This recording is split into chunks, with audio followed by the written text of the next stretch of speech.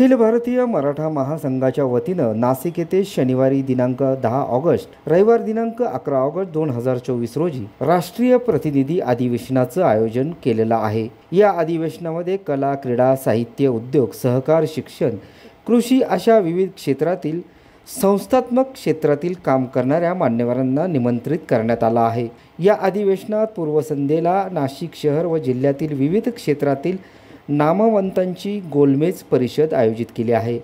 या परिषदेत नाशिक आजचे, उद्याचे आणि मराठा समाज अशा विषयांवर ठेवला असून यात नाशिक शहर व जिल्ह्यातील सर्व क्षेत्रातील नामवंतांचा सहभाग राहणार आहे। अधिवेशनाच्या पहिल्या सत्रात कृषी, उद्योग, रोजगार, पर्यटन या क्षेत्रातील संधी व दुसऱ्या सत्रात शिक्षण, आरक्षण, महिला व युवकांचे भवितव्य संधी अशा 2 चर्चा सत्रांचं आयोजन करण्यात आलं आहे। अधिवेशनाचा समारोप विविध नामवंतांचा सत्कार करून समारोप करण्यात येणार आहे। अखिल भारतीय मराठा महासंघ ह्या सगळ्या जुन्या संघटनेच्या वतीनं नाशिकमध्ये 10 आणि 11 ऑगस्टला राष्ट्रीय प्रतिनिधी अधिवेशनाचं आयोजन केलेलं आहे।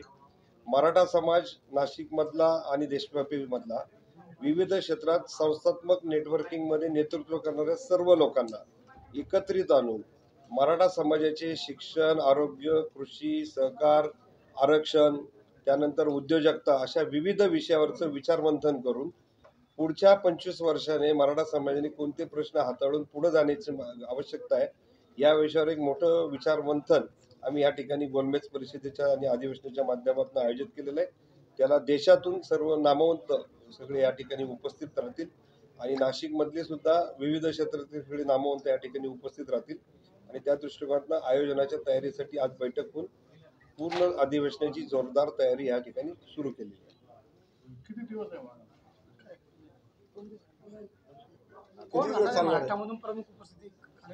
महाराष्ट्रामध्ये आता आम्ही नावं अजून आयडेंटिफाय पूर्ण केलेली नाहीत, पण कृषी आणि पर्यटन क्षेत्रामध्ये काम करणारे यादवराव म्हणून आहेत, त्याच्यानंतर विधी क्षेत्रामध्ये साळुंखे म्हणून आहेत, नंतर उद्योग क्षेत्रामध्ये अनेक नामवंत महाराष्ट्रामध्ये आहेत, त्याच्यामध्ये कोल्हापूरचे जाधव म्हणून आहेत।